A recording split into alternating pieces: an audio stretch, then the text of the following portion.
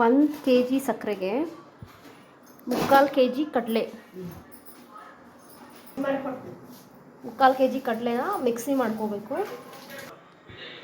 ಕೊಬ್ಬರಿನ ತುರ್ಕೋಬೇಕು. ಸ್ವಲ್ಪ ಸಕ್ಕರೆನ ಪಾತ್ರೆಗೆ ಹಾಕ್ತಾಯಿದ್ದೀವಿ. ಇದು ಒಲೆ ಹೊಚ್ಚಿಲ್ಲ. ಅಷ್ಟು 1 kg ಸಕ್ಕರೆ ಫುಲ್ ಹಾಕಿದ್ದೀವಿ.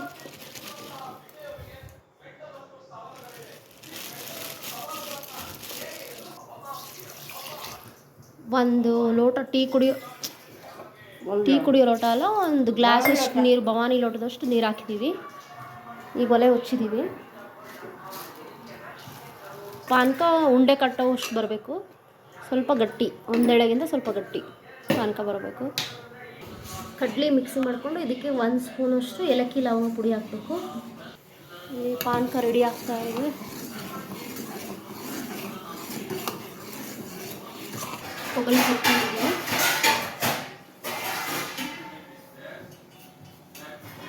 ತಟ್ಟೆನ ಮುಂಚೆ ಸ್ವಲ್ಪ ಎಣ್ಣೆ ಹಾಕ್ಬಿಟ್ಟು ಗ್ರೀಸ್ ಮಾಡ್ಕೊಂಡು ಇಟ್ಕೋಬೇಕು. ಆಯಿಲ್ ಹಾಕ್ಬಿಟ್ಟು ಈ ಥರ ಫುಲ್ಲೆಲ್ಲ ಸ್ಪ್ರೆಡ್ ಮಾಡಿಕೊಂಡು ಗ್ರೀಸ್ ಮಾಡ್ಕೊಂಡು ಇಟ್ಕೋಬೇಕು. ಫುಲ್ ಎಲ್ಲ ಗ್ರೀಸ್ ಮಾಡ್ಕೊಂಡು ಇಟ್ಕೋಬೇಕು.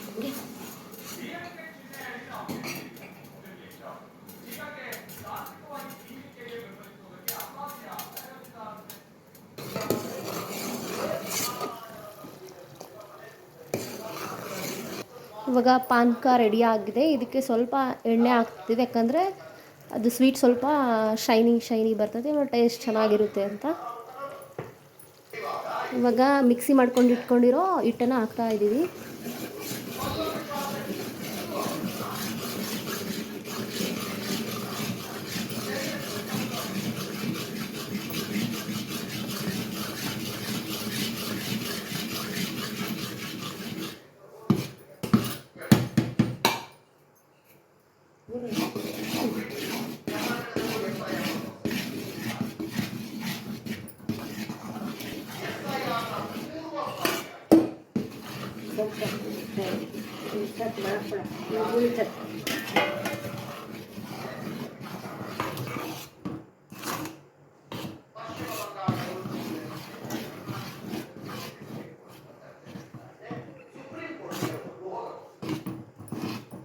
ಚೆನ್ನಾಗಿ ಗೂರಾಡಬೇಕು, ಗಂಟಾಗ್ಬಿಡ್ತೈತಿ. ಇಲ್ಲ ಅಂದರೆ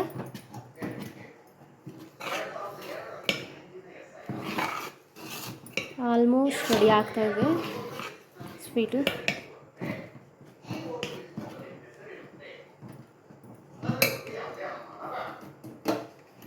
ಈಗ ಗ್ಯಾಸ್ ಆಫ್ ಮಾಡಿಬಿಟ್ಟು ಕೆಳಗೆ ಇಳಿಸ್ಕೊತಾ ಇದ್ದೀವಿ. ಕೆಳಗೆ ಇಳಿಸ್ಕೊಂಡು ಇನ್ನೊಂದ್ಸರಿ ಮಿಕ್ಸಿ ಮಾಡಿಕೊಂಡು ತಟ್ಟೆಗೆ ಶಿಫ್ಟ್ ಮಾಡ್ತಾ ಇದ್ದೀವಿ.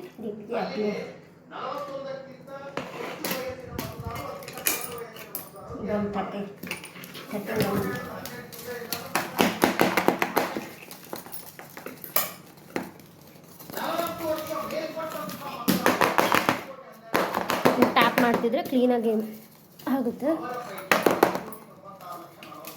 ಸ್ಪ್ರೆಡ್ ಆಗುತ್ತೆ ಕ್ಲೀನಾಗಿ. ಟ್ಯಾಪ್ ಮಾಡಿದ್ರೆ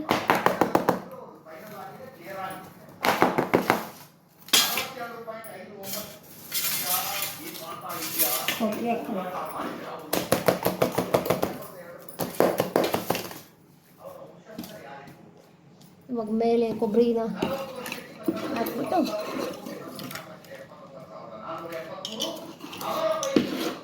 ಸ್ವಲ್ಪ ಪ್ರೆಸ್ ಮಾಡಬೇಕು. ಕೊಬ್ಬರಿ ಎಲ್ಲ ಒಳಗೆ ಇಟ್ಕೊಳ್ತೈತಿ, ಕ್ಲೀನಾಗಿ ಹಿಡಿಯುತ್ತೆ. ಹಿಂಗೆ ಸ್ವಲ್ಪ ಮಾಡೋದ್ರಿಂದ ಇವಾಗ ಇದನ್ನ ಒಂದು ತಣ್ಣಗಾಗಕ್ಕೆ ಬಿಟ್ಬಿಟ್ಟು ಒಂದು 5 ಮಿನಿಟ್ಸ್ ಬಿಟ್ಬಿಟ್ಟು ಇದನ್ನ ಕಟ್ ಮಾಡಬೇಕು. ಕಟ್ ಮಾಡಿದ್ರೆ ಸ್ವೀಟ್ ರೆಡಿ ಆಗುತ್ತೆ. ಇವಾಗ ಕಟ್ ಮಾಡ್ತಾ ಇದ್ದೀವಿ.